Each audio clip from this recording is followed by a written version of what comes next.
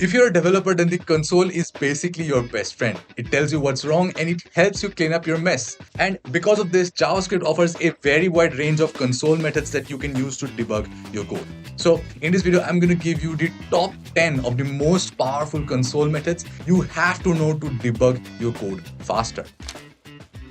So what I'm going to do here is I'm going to show you how you can master the console.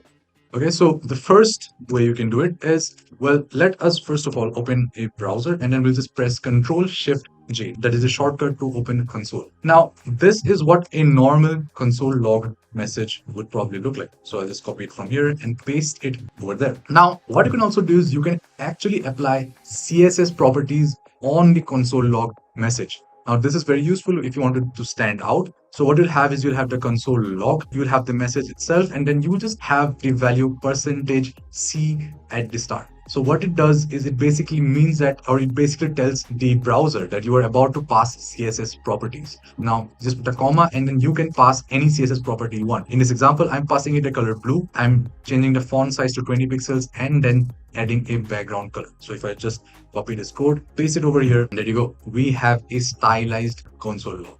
Right now, let's move over to a demo 2. Now, this is again showing you built-in styles that are already supported by browsers. So what we'll do now is I'll just copy this one. So this is just again, instead of console.log, you have console.1, go over here, paste over there, and you can see this looks different, right? Instead of a normal console, you have an icon and you also have the text that you want to console. You can also have console.error, and this one is whenever you want to log errors on the console, then you'll have something like this. So you'll have the cross icon over there and you also have the message. Demo number 3. And in this example, what we're going to do is we're going to show you basically how you can clear your console.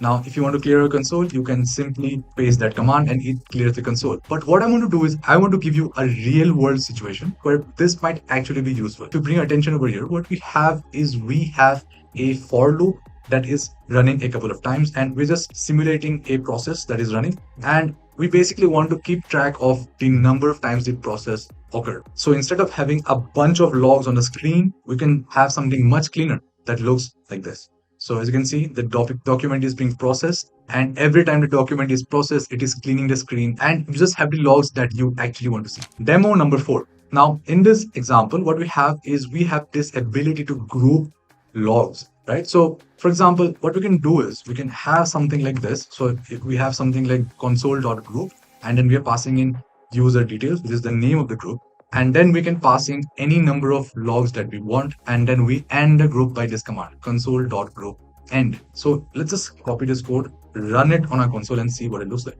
So if I paste this command, as you can see, we have user details, which is basically the name of the group, and then we have all the console logs inside it. And the benefit of using this is we have a collapsible console that looks something like this, and you can basically group consoles even though you might have different functions running or logging at the same time. So what you can also do is you can also have nested groups, right? So if you bring attention over here, we have a group user details, and then we are logging in foo values, but then we have another group, right? This one is called likes. So Max over here likes coffee. So we are console logging coffee. And then we also have green tea, and he also likes KFC. And then we end the group with group end. And then we also end the first group with another group end. So if I just copy this command and I'll paste it over here, as you can see, we have user details, but then we also have another group inside. So you have likes inside of user details, and it contains all the other logs. Demo number 5. So this one, what we have over here is we have console.assert. So what console.assert does is you can actually assert a condition, which if it is false, you can log something in the screen. So imagine or take a look at this example. Okay, so I'll just clean the screen for now and I'll paste this command. You see nothing happens here, right? Because first of all, we are entering in the first parameter, we are passing 10 is greater than 5, which is true. And so you not get the message you are wrong. Now what we can do is we can actually change this a little bit. We can just have 10 is less than 5, which we know is not true. And so if I press enter, it's going to say you are wrong. A real world situation where this might be useful is something like this. We're looking for a element on the screen. You just have document.get element by ID, and if it doesn't exist, then we want to log element not found on the screen, right? So in this case, the element doesn't exist and you get an assertion failed error. Demo number 6. So what we have over here is we have console.count.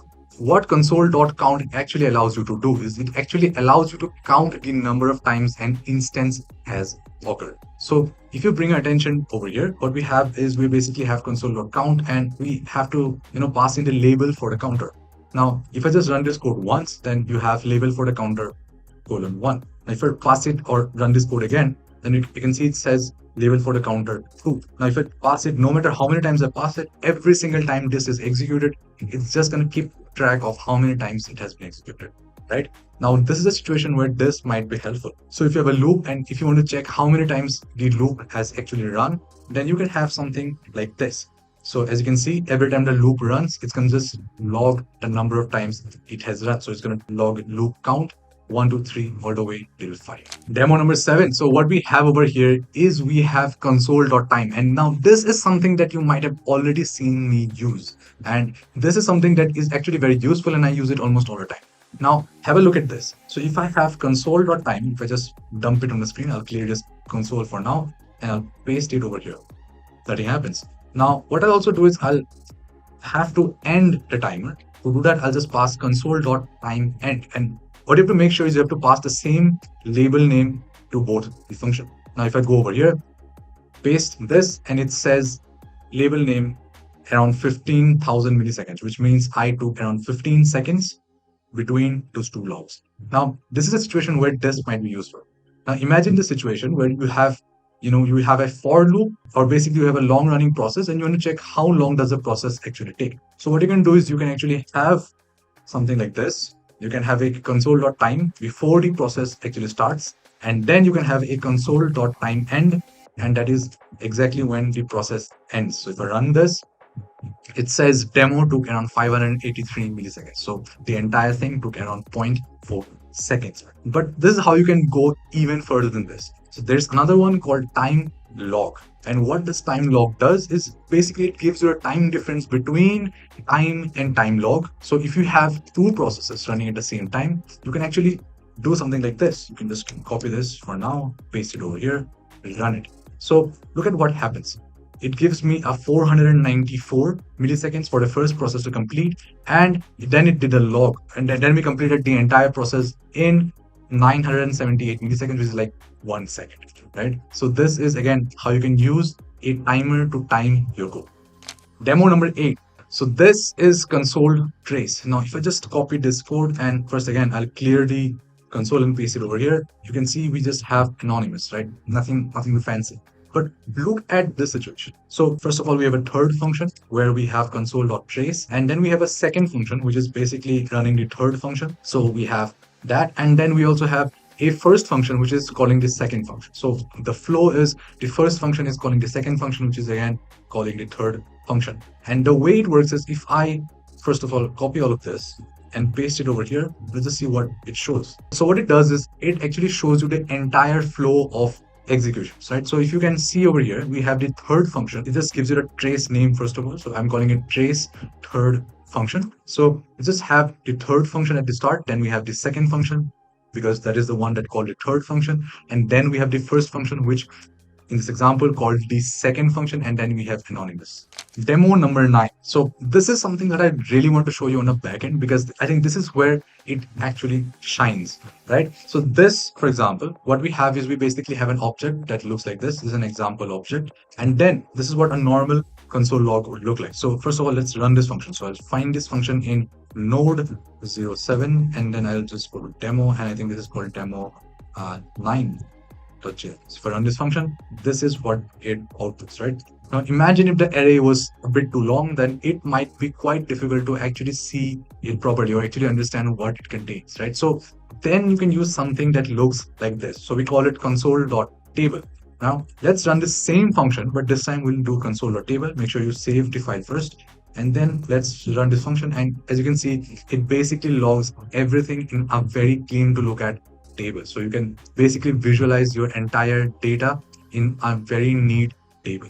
Demo number 10. Now, this is something that is actually quite useful, and I think if you're working in the backend, you will probably use this a lot. Okay, so look at an object that looks like this. So we have a very complex object, which is the example object in this case. First of all, let us look at what it does look when we run console.log on this object. I'm going to call it demo 10. So we're just running the file. So look at the object or how it looks like. So first of all, we have these things over here like array, and you can also have multiple other templates like object and other stuff over here. So what it does is it doesn't actually show you the entire structure of the object, because when object structures get too complicated, it is actually quite difficult to look at the entire structure in your logs. But what if you really have to look at your object structure in your logs? So for that, what you can do is you can actually do something like this.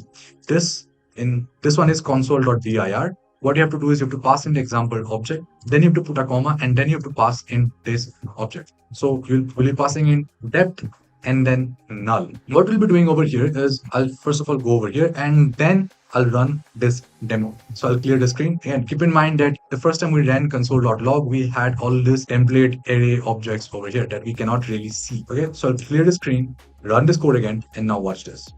So what we have over here is, because we used console.dir instead of console.log, it basically gives us the entire structure of the object. So as you can see, we have activity, and then instead of giving us a template for array, we actually have the array itself. So this is very useful if you're debugging in the backend and if you want to see the entire structure of the object. So that's it from me for this video. Let me know in the comments how many of these methods do you actually use in your projects, and if there are any methods that you use that I could have included in this video. I would love to hear your thoughts. Consider subscribing for more. Bye.